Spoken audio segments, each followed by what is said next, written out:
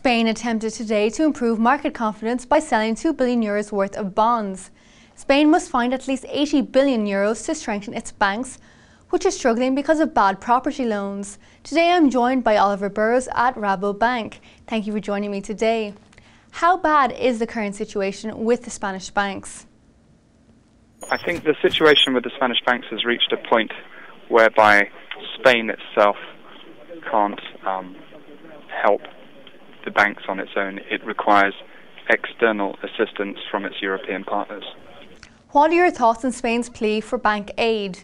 So far, the so-called plea for aid has been unofficial and implicit. There were comments from a person in the finance industry. In the finance ministry, but there hasn't been any explicit request for aid from the ECB or from the European Commission or the ESM.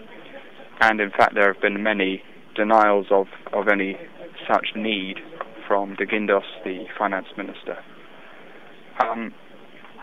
There is an expectation that the banks require recapitalization, and I think that the markets are looking for a credible solution to this. In our view, the link between the Spanish government and the Spanish banking system is now stronger than ever.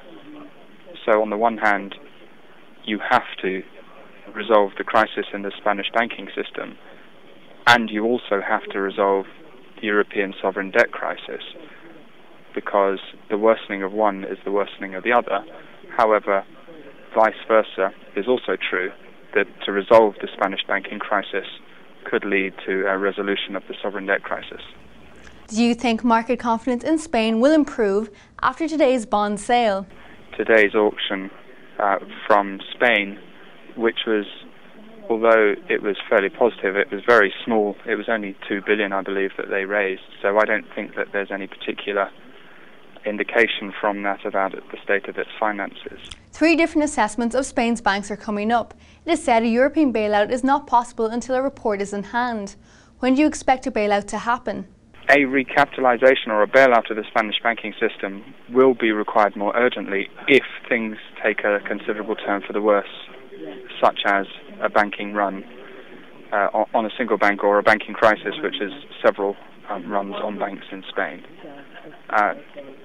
In that case, confidence will deteriorate so quickly, and contagion across the Eurozone would be possible, that the politicians in the Eurozone would have to act much more quickly and would not have time to wait for a stress test or an assessment of the banking balance sheets.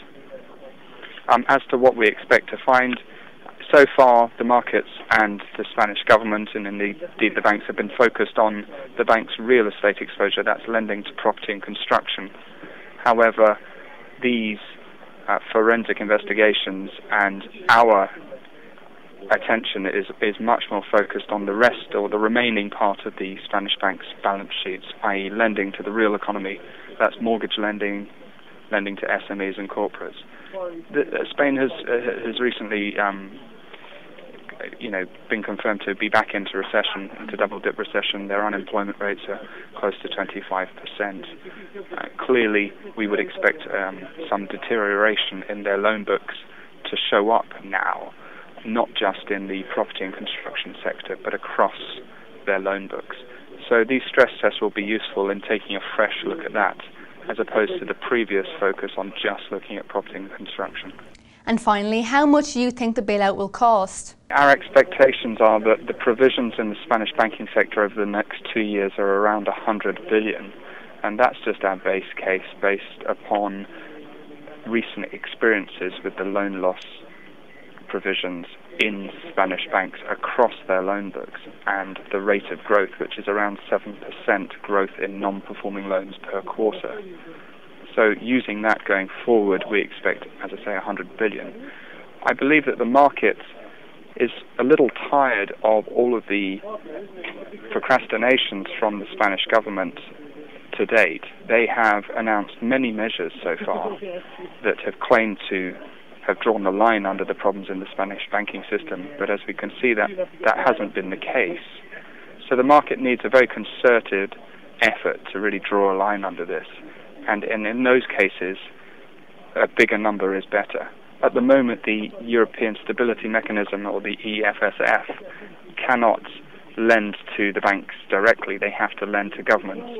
And in return to that, the government would have to make concessions and stick to a troika plan for restructuring, etc.